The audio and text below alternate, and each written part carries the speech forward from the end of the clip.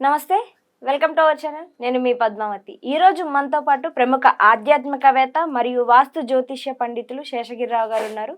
మరి ఆయనతో మాట్లాడి మరిన్ని విషయాలు తెలుసుకుందాం. ఆయన మీరు కూడా చూసేయండి. నమస్కారం గురువుగారు. గురువుగారు, ఫిబ్రవరి 8న ఏకాదశి ఉంది. మనకి ప్రతి నెల ఏకాదశి రావడం అనేది కామన్. కాకపోతే ఒక్కొక్క ఏకాదశికి ఒక్కొక్క నామం ఉంటుంది, ఒక్కొక్క ప్రత్యేకత ఉంటుంది. మరి ఈ ఏకాదశికి ఉన్న ప్రత్యేకత ఏంటి, దాని నామం ఏంటి, అసలు దీనికి పాటించాల్సిన నియమాలు ఏంటి? రైట్. అంటే ఇంచుమించుగా ఏకాదశులన్నిటికీ కూడా ఒకే రకమైన నియమం అయితే ఉంటుంది. అంటే ఉపవాసం చేసే వాళ్ళకి అది కంపల్సరీగా ఉపవాసం ఉంటుంది, తెల్లారి పారణ అనేది ఉంటుంది. అంతవరకు అది మారదు, ఆ నియమం అన్నది మారదు. కాకపోతే ఒక కోరికతో కానీ నిర్దిష్ట సంకల్పంతో కానీ చేసుకునేప్పుడు కొన్ని సార్లు ఆ పూజలు కానీ మంత్రాలు కానీ మారటం అనేది ఒక పద్ధతి. తర్వాత రెండోది వచ్చేప్పటికి ఏంటంటే ఆయా ఏకాదశి పెద్దానికి ఏదో ఒక విశిష్టత అనేది ఉంటుంది. సో అలా ఈసారి మనకి భీష్ముడికి సంబంధించిన విశిష్టత ఇది తెలియజేస్తుంది భీష్మ ఏకాదశి అనేది. అయితే ఇక్కడ నిజానికి ఏంటంటే భీష్ముడు మరణించింది అంటే ఏకాదశికి ముందే అయిపోయింది, అష్టమి నాడు. సో దాన్ని భీష్మాష్టమి అన్నాం. ఆ భీష్మాష్టమి నుంచి 5 రోజుల పాటు అంటే ద్వాదశి వరకు కూడా భీష్మ పంచకము అని చెప్పి 5 రోజులు భీష్ముడికి తర్పణాలు వదులుతారు. సో అలా తర్పణాలు వదలటం అనేది ప్రత్యేకత. అయితే అష్టమి నాడు పోవటం అనేది భీష్ముడు అయినప్పటికీ కూడా శ్రీకృష్ణుడు ఆయనకి వరమిస్తాడు అనమాట. ఈ ఏకాదశిలో నీకు కూడా స్థానం కల్పిస్తున్నాను కనుక ఈ ఏకాదశి నువ్వు ఏదైతే శరీరం వదిలిపెట్టావో ఆ వదిలిపెట్టిన తర్వాత 3వ రోజు ఇంచుమించుగా ఈ ఏకాదశి నీ ఏకాదశిగా పిలువబడుతుంది అని చెప్పి. మామూలుగా అయితే దీన్ని జయ ఏకాదశి అని కూడా అంటారు, భీష్మ ఏకాదశి అని కూడా అంటారు. ఎందుకంటే శ్రీకృష్ణుడు ఆయనకి వరం ఇచ్చాడు కాబట్టి. అయితే ఇక్కడ మనం తెలుసుకోవాల్సింది ఏంటంటే కనుక భీష్ముడు యొక్క చరిత్ర ఉదంతం ఏదైతే ఉంటుందో ఆయన అకుంఠిత దీక్షాపరుడు. కానీ ఆయన అన్నీ పుట్టినప్పటి నుంచి అన్ని కష్టాలే. మొదట్లోనే తల్లి వదిలేసిపోతుంది, తల్లి గంగాదేవి. తర్వాత మరి తండ్రి ఆలనా పాలన కూడా సరిగ్గా ఉండదు. అయినప్పటికీ కూడా తండ్రి వేరే ఆమెను పెళ్లి చేసుకోవాలనుకున్నప్పుడు ఈయన రాజ్యాన్ని త్యాగం చేస్తాడు. తర్వాత ఎవరైతే శంతన మహారాజు ఉంటాడో ఆయన రెండో పెళ్లి చేసుకోవాలనుకున్నప్పుడు ఆ మామగారు కాబోయే బియ్యంకుడు పోషారత్ విధిస్తాడు. సరే ఇప్పుడు ఈయనైతే రాజ్యం వద్దనుకున్నాడు, బాగానే ఉంది. మరి ఒకవేళ ఈయన పెళ్లి చేసుకుని ఇంకెవరినైనా కంటే వాడు వారసత్వ హక్కు అంటే అప్పట్లోనే పెరిగినైపోయి వారసత్వాలు హక్కులు గోల. మరి వస్తే ఏంటి నా పరిస్థితి అంటాడు. అందుకని ఆ మాట పట్టుకుని పాపం ఈయన బ్రహ్మచారిగా ఉండిపోతాడు. అయ్యో. సో భార్య లేదు, తండ్రి లేదు, మరి పిల్లలు లేరు. సో అలా చిన్నప్పటి నుంచి కూడా అన్ని కష్టాలతోనే ఆయన పెరిగాడు. కానీ ఆయన అనేక రకాల జ్ఞానాలు అభ్యసించినవాడు. బృహస్పతి దగ్గర, వశిష్ఠుడి దగ్గర, ఇలా ఎవరి దగ్గర వాళ్ళ విద్యలన్నీ కూడా ఈయన అభ్యసించాడు అనమాట. అందుకని ఇటు పాండవులకు కానీ కౌరవులకు కానీ అంటే ఈయన ఉండడానికి కౌరవుల వైపున ఉన్నప్పటికీ కూడా ఈయన నిజానికి ఇరువురిని కూడా సమానంగానే చూశాడు. ఇరువురికి కూడా ఏది ధర్మమో అధర్మమో అనేది కూడా తెలియజేస్తాడు.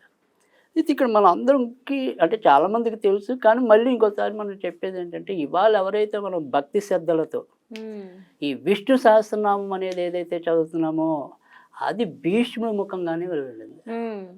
ఈ లలిత సహస్రం అనేది హయగ్రీవుడు, ఇది భీష్ముడి వల్ల జగత్తుకి అందించబడ్డాయి.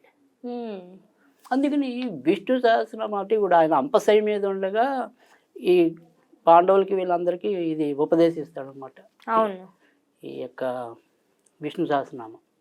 అంతేకాకుండా అనేక ధర్మ సూక్ష్మాలు కూడా అదే సమయంలో తెలియజేస్తాడు వాళ్ళందరికీ. ఇక్కడ మనం భీష్ముడి దగ్గర తీసుకోవాల్సింది ఏంటంటే కనుక ఒక నియమం పెట్టుకుని ఆ నియమం కోసం పోరాడిన వ్యక్తి ఆయన. అలాగే మనం కూడా ప్రతి ఒక్కరిని కూడా మనం భీష్ముడిని కనుక పాఠంగా తీసుకుంటే కనుక ప్రతి ఒక్కళ్ళు కూడా ఒక లక్ష్యం పెట్టుకున్నప్పుడు ఆ లక్ష్యానికి అది మంచైనా చెడైనా వెళ్ళిపోవాలి. ముందు ఆ ఫైట్ చేసే గుణం అనేది ఇంపార్టెంట్ అనేది ఉంటుంది, అప్పుడే విజయం సాధించడం అనేది ఉంటుంది. సో ఈయన అవడానికి మరి ఏదైనా సరే మంచైనా చెడైనా కౌరవులను అంటి పెట్టుకున్నాడు. చివరి దాకా అది తప్పవచ్చు, కానీ ఆయన చివరిలో అంత ధర్మబద్ధంగా వెళ్ళాడు కాబట్టి ఆయనకి మరి చక్కటి విజయప్రాప్తి విజయ స్వర్గమే లభించాయి. తర్వాత రెండోది వచ్చేప్పటికి ఏంటంటే ఎప్పుడైతే త్యాగం చేశాడో తండ్రి ఆయనకి ఈ పుత్రుడి మీద వాత్సల్యంతో ఒక వరం ఇచ్చినప్పుడు అది ఇచ్చామరణం. అంటే ఆయన ఎప్పుడు కావాలంటే అప్పుడు చనిపోవచ్చు. అందుకని అక్కడ బాగా శస్త్రగతుడైనప్పటికీ కూడా ఇంచుమించు 51 రోజులు ఆయన అంపశయ్య మీద ఉండి ఉత్తరాయణం వచ్చేదాకా ఎదురు చూసి ఉత్తరాయణ పుణ్యదినంలో ఈయన మరణించడం అనేది జరిగింది. సో అంటే ఇక్కడ ఏదైనా సరే మనము అక్కడ వరాలనుకోండి ఏదైనా అనుకోండి, ఇక్కడ మనం మనుషులుగా సామాజికంగా తీసుకున్నప్పుడు ఏంటంటే ఏదైనా సరే ఒక పట్టుదలతో మనం కృషి చేసినప్పుడు తప్పకుండా మనం అనుకున్న మార్గాల్ని అందుకోగలుగుతాం. ఇక్కడ జ్యోతిష్యం ఎప్పుడు కూడా ఏం చెప్తుందంటే కనుక మొదట మానవ ప్రయత్నం, తర్వాతే దైవ సహాయం. సో ఇక్కడ మనకి అదృష్టాన్ని తోడవటం కోసం అనేది శాస్త్రం.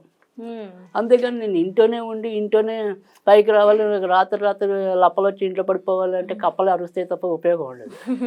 సో అందుకని ఖచ్చితంగా మన వంతు మనం ప్రయత్నం అయితే చేయాలి. ఆ ప్రయత్నం ఎన్ని దుడుకులు వచ్చినప్పటికీ కూడా ఆ గమ్యాన్ని చేరడానికి కృషి చేయాలి. అందుకు ఈ జ్యోతిష్యం ఏం చేస్తుందంటే ఒక మార్గ నిర్దేశకం చేస్తుంది. ఇది వెళ్ళు, ఈ బాటలు వెళ్తే నువ్వు విజయం పొందుతావు, సరే దానికి సహాయంగా ఇది తీసుకోవాలి. సో ఇక్కడ మనకి యుద్ధంలో కేవలం చేతులతోనే ఉండదుగా, రకరకాల ఆయుధాలతో మనం యుద్ధాలు చేస్తాం. అవును, అలా మన ఆయుధంలో ఒక భాగం అనుకోండి జ్యోతిష్యం, అంతవరకే. ఓకే. సో జ్యోతిష్యమే జీవితం కాదు, జ్యోతిష్యమే పూర్తిగా ఆయుధం కాదు. సో మన బుర్ర కూడా మనకి కొంతవరకు ఆయుధం అనేది. సో అలాంటి సత్యాలు తెలపడానికే మనకి భీష్మాచార్యుడు ఉన్నాడు. సో అందుకని ఇవాళ మనము భీష్ముడికి తర్పణాలు వదలటం అనేది ఏంటంటే ప్రతి ఒక్కళ్ళు కూడా చెయ్యాలట. నిజానికి శ్రీకృష్ణుడు అప్పుడు చెప్తాడు, భీష్ముడికి గనక తర్పణాలు వదిలిన వాళ్ళకి కూడా వారి యొక్క పెద్దలకి సద్గతులు లభిస్తాయని చెప్పి. అలాగే కేవలం ఇది పితృదేవతలు అంటే బ్రహ్మచారిన, ఈ బ్రహ్మచారికి తర్పణాలు వదలటం అనేది అసలు ఉండదు మామూలుగా అయితే. కేవలం బ్రహ్మచారికి తర్పణాలు వదలటం అనేది భీష్మాచార్యుడికి మాత్రమే దక్కింది ఆ గౌరవం అనేది.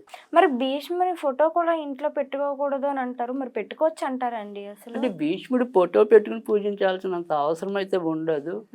ఎందుకని అంటే కనుక సాధారణంగా భీష్మాచార్యుడు అనేది సాధారణంగా ఒకడే ఉన్న ఫోటో అనేది ఎప్పుడు దొరకదు. తర్వాత రెండోది యుద్ధంలో ఉన్న ఫోటోలు దొరుకుతాయి కాబట్టి యుద్ధం అనేది ఎప్పుడు కూడా మంచిది కాదు. మనం సీనరీస్లో అయినా సరే ఏమంటాం క్రూర జంతువులు ఇలాంటివి పెట్టుకోకూడదు. అంటే మనకి అంత నచ్చినా కానీ కొంతమంది అంటున్నారు, కాదండి మీరు అన్నదానికి ఇక్కడ నాకు ఇంకో డౌట్ ఉంది. కానీ కొంతమంది గురువులు అంటున్నారు రథం మీద తెల్లటి అశ్వాలతో ఉంటారు కదా, కృష్ణుడు ఉన్న ఫోటో ఉన్నప్పుడు పర్వాలేదు ఏం కాదు, కానీ తూర్పు ముఖంగా ఉండే వైపు పెట్టుకుంటేనే కలిసి వస్తుంది అని అంటున్నారు. మరి ఇలా పెట్టుకోవచ్చు అంటారా? అంటే నేను అనేది అది ఎప్పుడు సరే అది యుద్ధానితో ముడిపడి ఉన్నదైతే మంచిది కాదు. అంటే అక్కడ మీకు ఏంటంటే చేతులు జోడించి భీష్మాచార్యుడు శ్రీకృష్ణుడి దగ్గర ఉంటాడు. అవి అక్కడ పక్కన తెల్ల అశ్వాలు ఉన్నాయి, ఇంకో అశ్వాలు ఉన్నాయి, అది తర్వాత విషయం.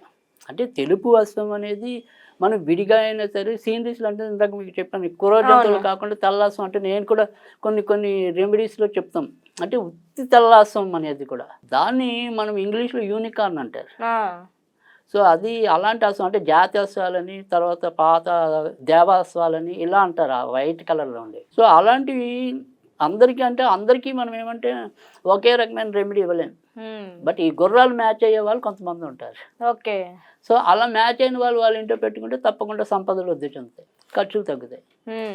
అది అందుకని ఇక్కడ భీష్మాచార్య ఫోటో అనేది సాధారణంగా యుద్ధంలో ఉన్నది ఉంటుంది. అలా యుద్ధంలో కాకుండా మామూలుగా ఉన్న ఫోటోలు అయితే తప్పకుండా పెట్టుకోవచ్చు. మరి గురువు గారు, మరి మనం ఎప్పుడు చెప్పుకున్నట్టుగానే ఈ ఏకాదశికి సంబంధించి ఏదైనా ఒక చక్కటి స్విచ్ వర్డ్ కూడా ఇస్తే అందరికీ బాగుంటుంది. అదే అంటే ఇక్కడ స్విచ్ వర్డ్ అనేది ఒకటి. రెండోది ఏంటంటే ఇదే ఇందాక మనం చెప్పుకున్నాం కదా, భీష్మాచార్యుడికి అవసరం ఉంటే తర్పణాలు వదలటం అనేది.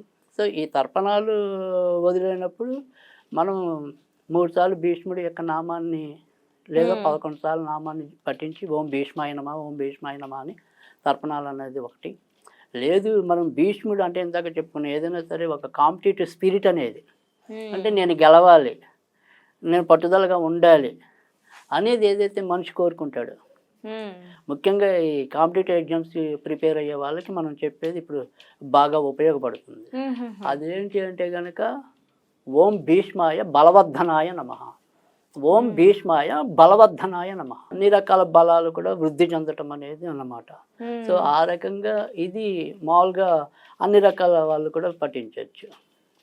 అలా కాకుండా స్విచ్ వర్డ్గా అయితే కనుక సామ్రాట్, సామ్రాట్ ఇది స్విచ్ వర్డ్. సో ఏకాదశి నాడు మనం ఏదైనా సరే కనీసం 108 సార్లు భీష్మ ఏకాదశి భీష్ముడికి గౌరవంగా మనం ఓం భీష్మాయ బలవర్ధనాయ నమ అనేది ఒకటి, తర్పణాలు వదలటం అనేది ఒకటి ముఖ్యంగా ఈ భీష్మ ఏకాదశి నాడు మనం నిర్వహించే విధానం. తర్వాత వచ్చేప్పటికి ఏంటంటే ఏదైతే భీష్మ ఏకాదశి ఉంది కదా, ఈ భీష్మ ఏకాదశి నుంచి ఇంచుమించుగా 55 రోజులు ఇది నిత్యం కూడా 108 సార్లు చదివితే మంచిది. ఈ సామ్రాట్ అయినా సరే ఓం భీష్మాయ బలవర్ధనాయ నమ. ఇందులో ఏది వాళ్ళకి వీలైతే అది. ఓకే.